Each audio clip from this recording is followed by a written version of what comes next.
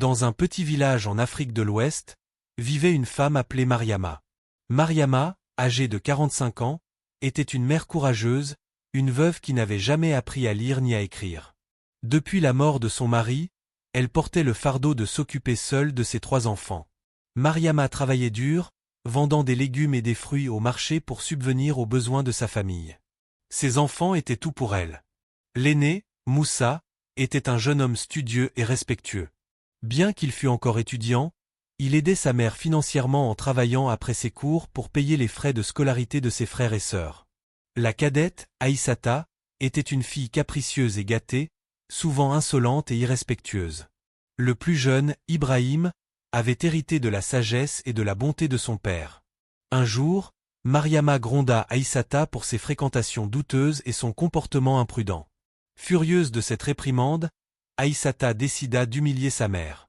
Elle revint dans le salon avec une feuille de cahier et un stylo. « Tiens, maman, dit-elle avec un sourire moqueur, écris ce que tu viens de dire. » Mariama se sentit blessée par l'insolence de sa fille. Elle baissa les yeux, ses mains tremblant légèrement alors qu'elle tenait le stylo inutilement.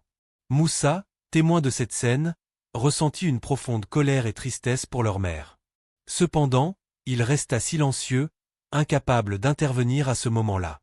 Les jours passèrent, et Mariama continuait à travailler dur malgré l'humiliation qu'elle avait subie. Ses larmes coulaient souvent en silence, mais elle n'abandonnait jamais.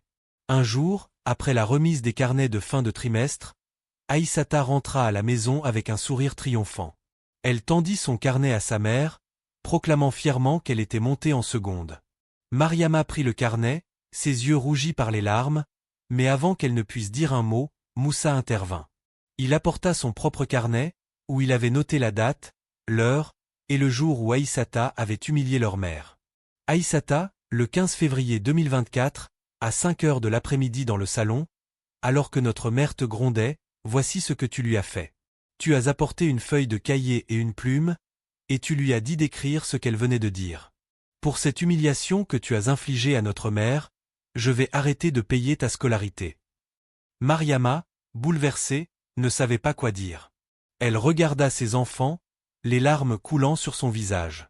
Maman, dit Moussa, nous devons tous apprendre de cette situation. L'amour et le respect sont essentiels dans notre famille. Aïssata, tu dois comprendre la valeur de tout ce que maman fait pour nous. Aïssata, confrontée à la réalité de ses actions, commença à pleurer, réalisant enfin la douleur qu'elle avait causée. Elle s'excusa auprès de sa mère, promettant de changer et de faire preuve de plus de respect. Décidée à prouver sa sincérité, Aïssata quitta la maison et chercha du travail pour payer elle-même ses études. Elle travailla dur, supportant des conditions difficiles et comprenant peu à peu les sacrifices que sa mère avait faits pour elle. Quelques mois plus tard, Aïssata revint à la maison.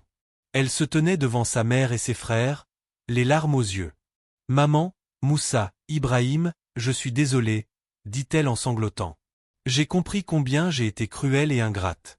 Travailler si dur m'a fait réaliser tout ce que maman a dû affronter. Je vous demande pardon d'avoir traité notre mère comme une imbécile. » Mariama prit sa fille dans ses bras, les larmes coulant de nouveau, mais cette fois de soulagement et de réconciliation. Moussa et Ibrahim embrassèrent également leur sœur, acceptant ses excuses. L'histoire de Mariama et de ses enfants est celle de la résilience, du respect et du sacrifice.